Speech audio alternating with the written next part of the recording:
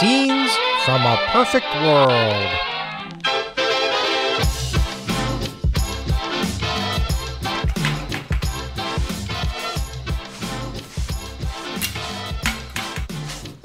Hey, Dad?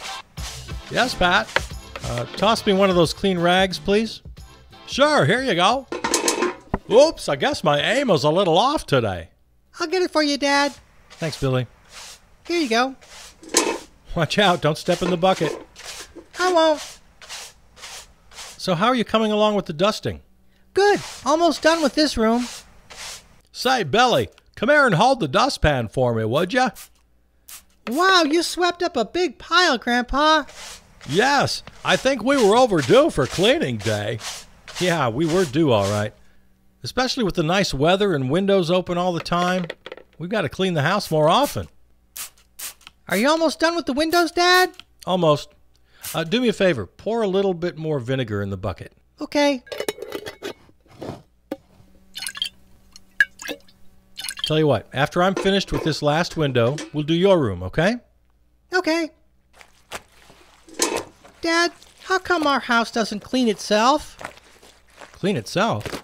My friend Julie lives in a house that cleans itself. What's the matter, Billy? Don't you like cleaning day? Oh, no, I love cleaning day. It's fun. I was just wondering why our house doesn't clean itself, like Julie's does. Well, Billy, Julie's family has a newer house. Our house is almost 200 years old. So, can't old houses clean themselves? Well, actually, you're right, Billy. A lot of old houses were retrofitted with self-cleaning systems back in the day. Right, Dad? Yes, that was quite the fad around the time that, well, I guess that was just before I met your mom. So how come you and Mom never retrofitted? Well, I don't know. I'd lived in this house since I was a kid, and my folks and I always took good care of it. And then by the time self-cleaning came along, well, it was pretty fashionable, but it was also kind of expensive. That was still in the money days, of course, and your mom and I were just getting started. Should I dust your books, Dad? No, that's all right. I'll do that later. So anyway, it was kind of a short-lived fad, and I guess I just never saw the benefit. And then after the revolution, the whole idea of self-cleaning houses and what they used to call smart houses, well, that all pretty much went away. Smart houses? Oh, that's what they used to call it, when just about every dang thing you owned was connected to the internet. Connected to the internet? Like what? Well, like everything. From your watch to the refrigerator to heating and cooling systems, every lamp, every clock. It was kind of silly, really. Why did they do that? I don't know. Folks seemed to think it was a good idea, mostly because we were convinced by the people selling it. But after the revolution, we realized that we really didn't need a tenth of the things being sold to us, especially personal technology. Hey, it's kind of like the baseball umpires. How's that, Billy? Remember at the Brewers game when you and Grandpa were telling me about how all the balls and strikes and outs and safes were made by cameras and sensors and how it ruined the game? But then they got rid of it and went back to human umpires and it made the game good again. Oh, right. And how just because you can do something doesn't mean you always should do it, right? Well, that's right. Technology's great when it helps everybody. Bullet trains and wind farms and all that. But when it's just for personal convenience, well, we figured out that just disconnected us from our natural world and our place in it. Right. And now we've got the fun of cleaning day. Yeah. Okay. Windows are done. Billy, get your supplies together. We'll go and start on your room. Okay. Come on, Grandpa. All right. Let me just grab my broom and whatnot here. So you lived here in this house when you were a kid, Grandpa? Well, that's right, Billy. Your room here? Well, this was my dad's studio back in the day. My parents rented this house from the old guy who owned the little factory next door, Growing Systems. Rented? What's rented? Well, Billy, back in the money days, people had to pay to live in a house. Pay rent. Pay to live in a house? That's crazy. Who would you pay? Well, the fellow who owned the house, of course. Owned? What's owned?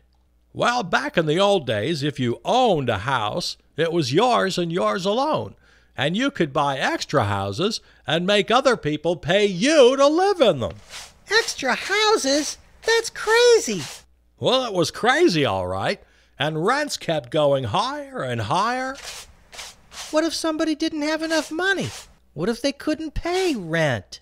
Well, they'd have to find another place to live that had lower rent. So different houses had different rents? Yep. And the lower you went, the worse the places got. Small or dingy or unsafe, often in very dangerous neighborhoods. So as a natural result, some neighborhoods and towns got nicer and nicer over time, and others got worse and worse, all because of money. But that's not fair. Everybody deserves to be in a nice house in a safe neighborhood. Well, of course, Billy. We know that now. Grandpa's talking about the olden days. What if you didn't have enough money to even get a crummy house? Well, then they'd kick you out on the street. You'd be without a home. You'd be homeless. Dad! That never really happened, did it? Oh, yes, there were thousands of homeless people. What? Dad, you're scaring him. Were you ever homeless, Grandpa? Well, I tell you, my parents had to work very hard, and there were times it was touch and go, but no, I was lucky. We were never homeless. Well, that's good. I've been right here in River West my whole life. When I was born, my parents had a little second-floor apartment down there on Wright Street. Then we moved into this house a couple of years later. I've been here ever since. And then your dad, and now you. Hey, Billy, pick those clothes up off the floor and put your paintings up on the table so Grandpa can sweep. Okay, Dad. So do we own this house? Well, Billy, own is one of your grandpa's old-fashioned words we don't use anymore. We live in the house, and we take care of it. We keep it clean, see that it's maintained. Could anybody kick us out on the street? See, Dad, I told you were scaring him. No, Billy, no. Nobody can kick us out. As long as a family takes good care of their house or apartment, it's theirs to live in. But what if they don't take care of it? What if they just let it get all dirty or don't fix it up and let it fall apart? Well, there are laws about that. Laws? It's not as scary as it sounds, Billy. If someone lets their place get so dirty and run down to the point that it's a hazard, well, then it's obvious that they need some help. So the law allows for the neighbors to step in and help that person. Either clean it up or help them find another place to live. Oh, Okay?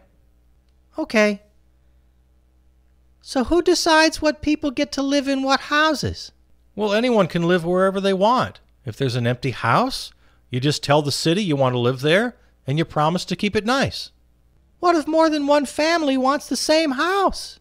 Well, then the city will connect you with the other family, and you talk it out. And then maybe together they can decide who's a better fit. Or maybe one of the families is looking at a few different houses that they like just as well, so they're happy to bow out. And that works? Just talking? Yeah, it does. It works. As a matter of fact, before you were born, you know I lived in San Francisco for several years, right? Yeah. Well, I moved a few times while I was there, and it always worked out. There was one time I talked with some other folks who really wanted this place on Russian Hill because it was close to their work and they had more permanent plans.